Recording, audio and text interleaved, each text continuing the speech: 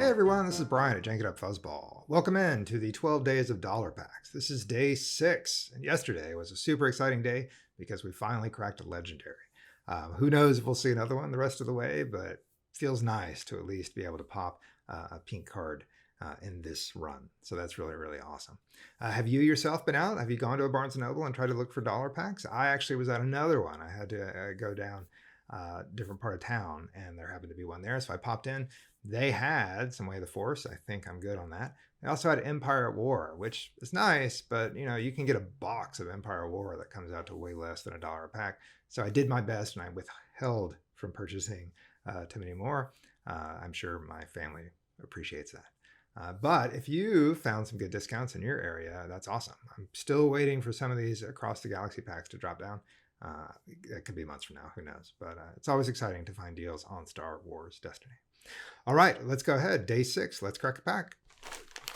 Got my bag. It's going to be Way of the Force. We know this. There it is. Let's get going. All right, so what are the odds we could pull another legendary? Mathematically, probably not great. That is not a legendary. That is a mighty fine card. It is Resistance Crate Speeder. Excuse me. What a mainstay for hero vehicles. Such a great 2-cost card. So look at those sides. 1 range, 2 indirect, 1 shield, 1 resource and a miss, 3 damage sides. It gets better. It's a support vehicle. It's hero.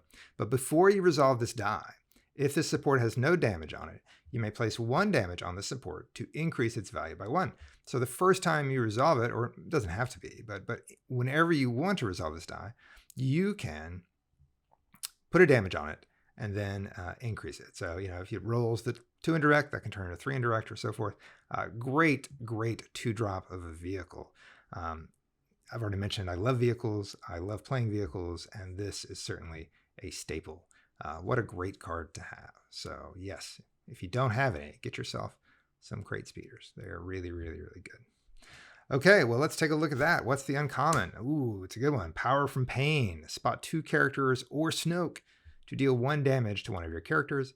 Then turn one of that character's character or upgrade dice to any side. So I like this card. I don't use it a whole lot, but occasionally if I'm running Snoke, I'll throw one in there because you have to spot 2 blue characters otherwise. But it's 0 cost, so it's focus. You do get to, you have to deal a damage to one of your characters, then turn one of that character's character or upgrade dice to any side. So that's good. Hypothetically, if you have Torment, which we cracked yesterday on a blue character, and then you did this, you could deal that character some damage. You could activate Torment to get a resource, and then you get to focus one of that character's character upgrade dice. Yeah, I know I'm getting in the weeds here, but that's kind of what's fun about this. So not a bad uncommon. It certainly wasn't a staple in the meta, but it's a card that I like, and I would certainly play with it. Let's take a look at our commons. Here's Prized Goods. What a silly kind of card, right? It's 1 cost. 1 cost neutral support. Exhaust the support and one of your characters to place 3 resources on the support or to take all resources from it. So let's talk about that. You're paying 1, got it. Then you exhaust it and one of your characters, and then you get to put 3 resources on it. That's all you've done. And then the next round, you have to do it again. You exhaust the support and one of your characters, and then you can take that 3 resources off.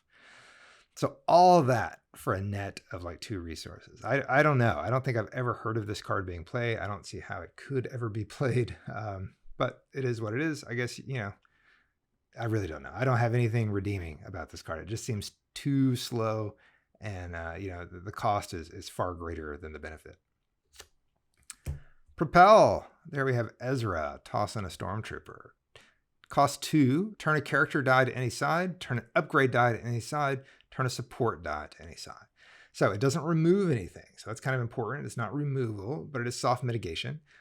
It can be soft mitigation, or, for the cost of 2, you can focus 3 of your own die. So it has to be 1 character die, 1 upgrade die, 1 support die. There is no then, so you do as much as you can. So if you don't have any, if you don't want to, well, I guess you must. It says turn a character die to any side. So if there's not a character die in the pool, then you go to the next line. But if there is, if your opponent has a character die, or if you have a character die, then you need to turn that die.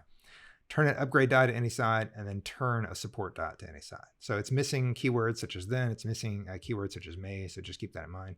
But you're spending 2 to softly mitigate or at least focus 3 different die. Situational, of course, you want to try to meet as many conditions as possible, but then you're spending your natural allotment of resources on that. Last card of the pack, Become One. It is a 1-cost neutral blue event. It is a remove. It says remove one of your blue dice. So, okay, fair enough. Then resolve one of your dice, increasing its value by the value showing on the die you just removed. So it's a little strange, right? I don't think I've ever put this in a deck because it's going to cost you 1 and you remove a die. Then you get to essentially boost or pump one of your other die. So then remove one of your dice. Resolve, excuse me. Remove one of your dice. Yes, has to be a blue dice. You're removing a blue dice. You can resolve any other dice, increasing its value by the value showing on the die you just removed. So I have not had a lot of success. I honestly can say I haven't played it a whole lot.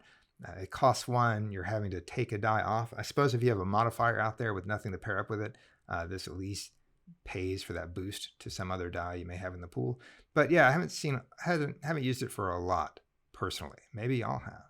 But so I don't know. This is great. Love this. This is such a great two drop. What a great vehicle for heroes.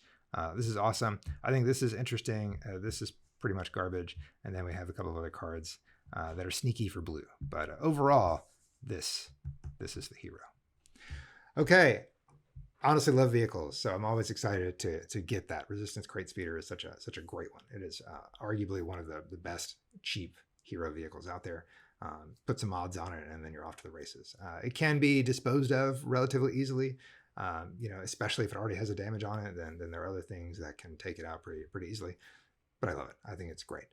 All right, that's day 6. We've made it. We're halfway home with the 12 days of dollar packs. Thank you for watching. As always, don't forget, Game Shop of Destiny is offering 25% off all Destiny singles through the end of the year. So we're creeping up on that.